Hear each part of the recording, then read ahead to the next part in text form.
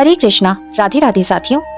आज के वीडियो में सुनेंगे पवित्र पावन जन्माष्टमी व्रत की पौराणिक कथा, जिसको सुनने मात्र से ही भगवान श्री कृष्ण की अपार कृपा प्राणियों पर बरसती है, साथ ही सभी तरह की मनोकामनाओं की पूर्ति होती है।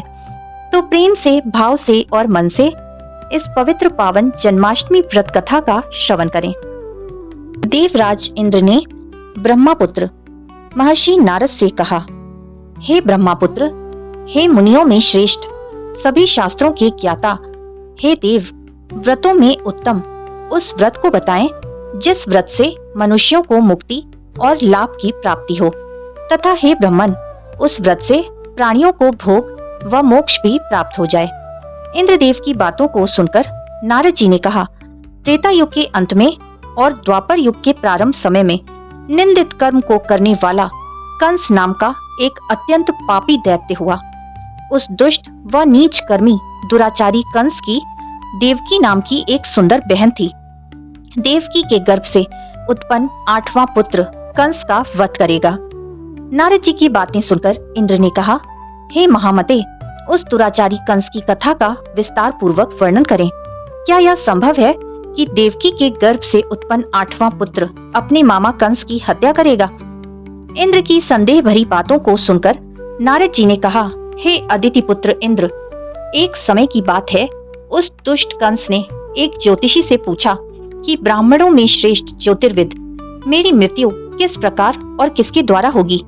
ज्योतिषी बोले, हे दानवों में श्रेष्ठ कंस, वसुदेव की धर्मपत्नी देवकी, जो वाक्पटु है और आपकी बहन भी है, उसी के गर्भ से उत्पन्न उसका 8वां पुत्र, जो कि शत्रुओं को भी पराजित कर इस संसार में कृष्ण के नाम से विख्यात होगा, वही एक समय सूर्योदय काल में आपका वध करेगा। ज्योतिषी की बातें सुनकर कंस ने कहा, हे दैवज, बुद्धिमानों में अग्रण्य, अब आप यह बताएं कि देवकी का 8वां पुत्र किस मास में किस दिन मेरा वध करेगा? ज्योतिषी बोले, हे महाराज, माघ मास की शुक्ल पक्ष की तिथि को 16 कलाओं से पूर्ण श्री कृष्ण से आपका युद्ध होगा। उसी युद्ध में वे आपका वध करेंगे। इसलिए हे महाराज, आप अपनी रक्षा यत्न पूर्वक करें।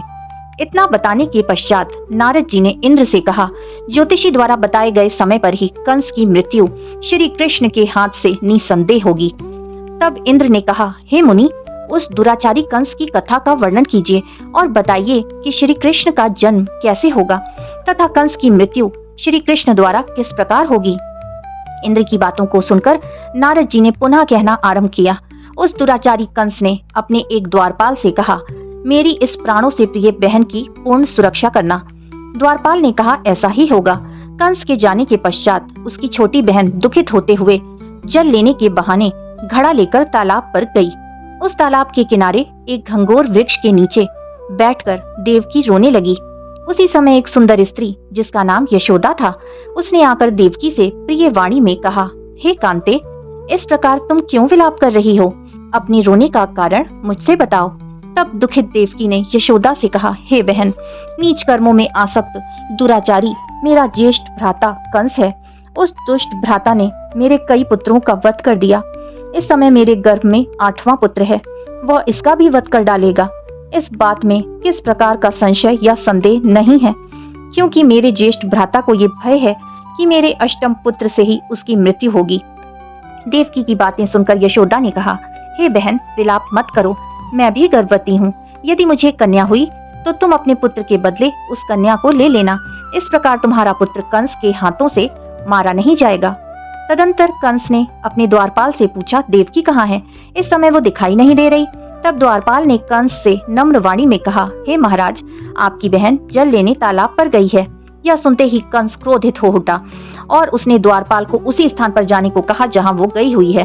द्वारपाल की दृष्टि तालाब के पास देवकी पर पड़ी। तब उसने कहा कि आप किस कारण से यहाँ आई हैं? उसकी बातें सुनकर देवकी ने कहा कि मेरे गृह में जल नहीं था, जिसे लेने मैं जलाशय पर आई हूँ। इसके पश्चात देवकी अपने गृह की ओर चली गई। कंस ने पुनः द्वारपाल से कहा कि इस गृह में मेरी बहन की तुम पूर्णता रक्षा करो। अब कंस को इतना भय लगने लगा कि गृह के भीतर दरवाजों में विशाल ताले बंद करवा दिए और दरवाजे के बाहर दैत्यों और राक्षसों को पहरेदारी के लिए नियुक्त कर दिया। कंस हर प्रकार से अपने प्राणों को बचाने का प्रयास कर रहा था। एक समय सिंह राशि के सूर्य में आकाश मंडल में जलाधारी मेघों ने अपने प्रभुत्व स्थापित किया।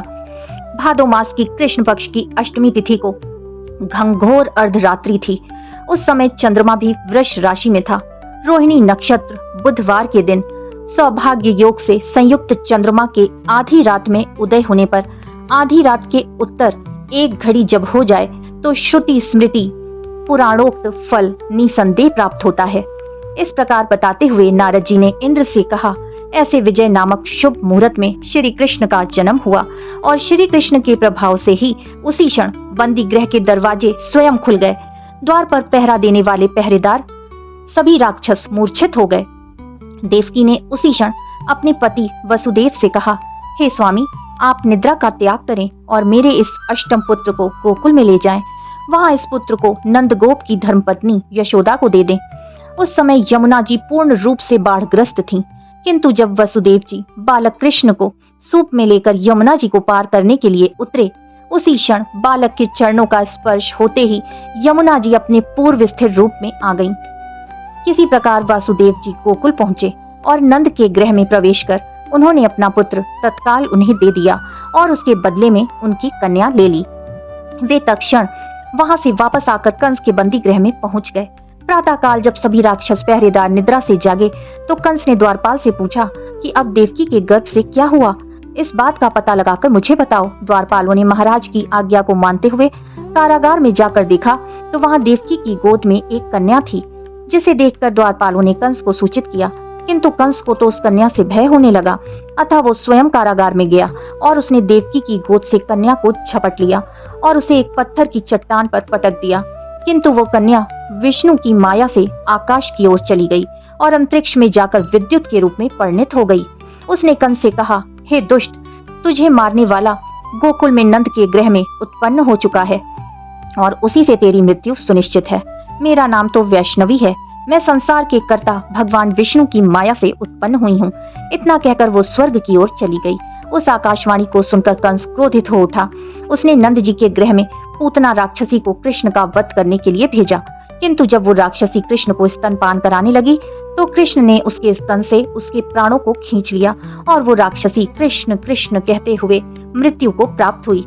जब कंस को पूतना की मृत्यु का समाचार प्राप्त हुआ तो उसने कृष्ण का वध करने के लिए क्रमशः केशी नामक दैत्य को अश्व के रूप में, उसके पश्चात अरिष्ट नामक दैत्य को बैल के रूप में भेजा, किंतु ये दोनों भी कृष्ण के हाथों मृत्यु को प्राप्त हुए।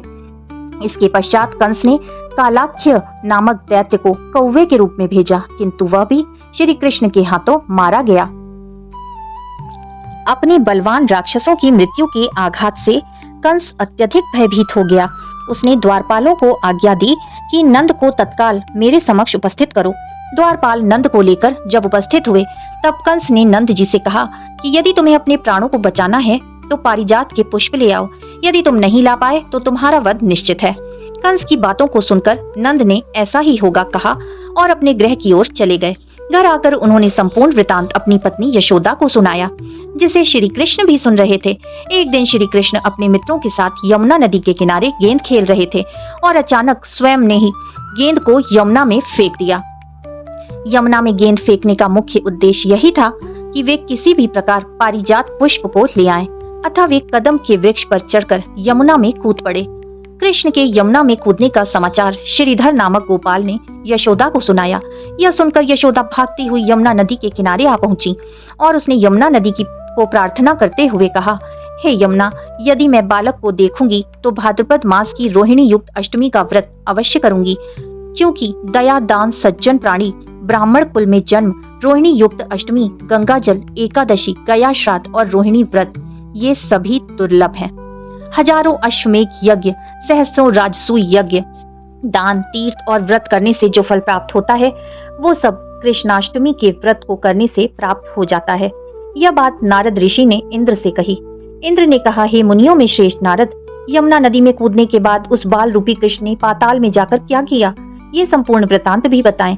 नारद ने कहा, हे इंद्र, पाताल में उस बालक से नागराज की पत्नी ने कहा कि तुम यहाँ क्या कर रहे हो, कहाँ से आए हो और यहाँ आने का क्या प्रयोजन है।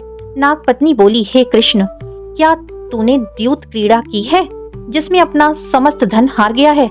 यदि यह बात ठीक है तो कंकड़, मुकुट और मणियों का हार लेकर अपने गृह में चले जाओ, क्योंकि इस समय मेरे स्वामी शयन कर रहे हैं। यदि वे उठ गए तो वे तुम्हारा भक्षण कर जाएंगे। नागपत्नी की बातों को सुनकर कृष्ण ने कहा, हे कांते, मैं किसी प्रयोजन से यहाँ आया हूँ। वह वृतांत मैं तुम्हें बताता हूँ, समझ लो। मैं कालिया नाग के मस्तक को कंस के साथ द्यूत में हार चुका हूँ और वही लेने मैं यहाँ आया हूँ। बालक कृष्ण की इस बात को सुनकर नागपत्नी अत्यंत क्रोधित हो उठी और अपने सोए हुए पति को उठाते हुए उसने कहा, हे स्वामी, आपने घर में ये शत्रु आया है, अतः आप इसका हनन कीजिए। अपनी स्वामिनी की बातों को सुनकर कालिया नाग निंद्रावस्था से जाग पड़ा और बालक कृष्ण से युद्ध करने लगा। इस युद्ध में कृष्ण को मूर्छा आ गई। उसी मूर्छा को दूर करने के लिए उन्होंने गरुड़ का स्मरण किया। स्मरण होते ही गरुड़ वहां आ गए। श्री कृष्ण अब गरुड़ पर चढ़कर कालिया नाग से युद्ध करने लगे और उन्होंने कालिया नाग को युद्ध में पराजित कर दिया। अब कालिया नाग ने भली भांति जान लिया था कि मैं जिनसे युद्ध कर रहा हूँ वे भगवान विष्णु के अवतार श्री कृष्ण ही हैं। अतः उन्होंने कृष्ण के चरणों में साष्टांग प्रणाम किया और पारिजात से उत्पन्न बहुत से पुष्पों को मुकुट में रखकर कृष्ण को भेंट किया। जब कृष्ण चलने को हुए तब कालिया नाग की पत्नी ने कहा, हे स्वामी, मैं कृष्ण को नहीं जान पाई। हे जनार्दन, मंत्र रहित, क्रिया रहित, भक्ति भाव रहित मेरी रक्षा कीजिए। हे प्रभु, मेरे स्वामी, मुझे वापस दे दें। तब श्री कृष्ण ने कहा, हे सर्पिणी, दैत्यों में जो सबसे बलवान है उस कंस के सामने मैं तेरे पति को ले जाकर छोड़ दूंगा, अन्यथा तुम अपने गृह को चली जाओ। अब श्री कृष्ण कालिया नाग के फन पर नृत्य करते हुए यमुना के ऊपर आ गए। तदंतर कालिया की फुंकार से तीनों लोग कंपायमान हो गए। अब कृष्ण कंस की मथुरा नगरी को चल दिए। वहां कमल पुष्पों को देखकर यमुना के मध्य जलाशय में वो कालिया सर्प पर भी चला गया। इधर कंस भी विस्मित हो गया तथा कृष्ण प्रसन्नचित्त होकर गोकुल लौट आए। उनके गोकुल आने पर उनकी माता यशोदा ने विभिन्न प्रकार के उत्सव किए। अब इंद्र ने नारद जी से पूछा, हे महामुने, संसार के प्राणी बालक श्री कृष्ण के आने पर अत्यंत आनंदित हुए। आखिर श्री कृष्ण ने क्या क्या चरित्र किया वो सभी आप मुझे बताने की कृपा करें। नारद ने इंद्र से कहा, मन को हरने वाला मथुरा नगर यमुना नदी के दक्षिण भाग में स्थित है। वहां कंस का महाबलशाली भाई चाणूर रहता था। उस चाणूर से श्री कृष्ण के मल्ल युद्ध की घोषणा की गई। हे इंद्र, कृष्ण एवं चाणूर का मल्ल युद्ध अत्यंत आश्चर्यजनक था। चाणूर की अपेक्षा कृष्ण बाल रूप में थे। भेरी, शंख और मृदंग के शब्दों के साथ कंस और केशी इस युद्ध को मथुरा की जनसभा के मध्य में देख रहे थे। श्री कृष्ण ने अपने पैरों को चाणूर के गले में फंसाकर उसका वध कर दिया।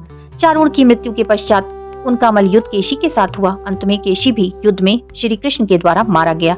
केशी की मृत्यु उपरांत मल्ल युद्ध देख रहे सभी प्राणी श्री कृष्ण की जय जयकार करने लगे। बालक कृष्ण द्वारा चाणूर और केशी का वध होना कंस के लिए अत्यंत हृदय विदारक था। अतः उसने सैनिकों को बुलाकर उन्हें आज्ञा दी कि तुम सभी अस्त्र शस्त्रों से सुसज्जित होकर कृष्ण से युद्ध करो। हे इंद्र, उसी क्षण श्री कृष्ण ने गरुड़, बलराम तथा सुदर्शन चक्र का ध्यान किया, जिसके परिणाम स्वरूप बलदेव जी सुदर्शन चक्र लेकर गरुड़ पर आरूढ़ होकर आ गए। उन्हें आता देख बालक कृष्ण ने सुदर्शन चक्र को उनसे लेकर स्वयं गरुड़ की पीठ पर बैठकर ना जाने कितने ही राक्षसों और दैत्यों का वध कर दिया। कितनों के शरीर अंग भंग कर दिए। इस युद्ध में श्री कृष्ण और बलदेव ने असंख्य दैत्यों का वध किया। बलराम जी ने अपने आयुध शस्त्र हल से और कृष्ण ने सुदर्शन चक्र से माघ मास की शुक्ल पक्ष की सप्तमी को विशाल दैत्यों के समूह का सर्वनाश कर दिया। जब अंत में केवल दुराचारी कंस ही बच गया तो कृष्ण ने कहा, हे दुष्ट, अधर्मी, दुराचारी, अब मैं इस महायुद्ध स्थल पर तुझसे युद्ध कर तथा तेरा वध कर इस संसार को तुझसे मुक्त कराऊंगा। ये कहते हुए श्री कृष्ण ने उसके केशों को पकड़ लिया और कंस को घुमाकर पृथ्वी पर पटक दिया, जिससे वह मृत्यु को प्राप्त हुआ। कंस के मरने पर देवताओं ने शंख घोष व पुष्प वृष्टि की। वहां उपस्थित समुदाय श्री कृष्ण की जय जयकार कर रहा था। कंस की मृत्यु पर नंद, देवकी, वसुदेव, यशोदा और इस संसार के सभी प्राणियों ने हर्ष पर्व मनाया। जन्माष्टमी व्रत कथा संपूर्णम। फिर से मिलेंगे मेरे चैनल कृष्णा माखन चोर पर। तब तक के लिए राधे राधे।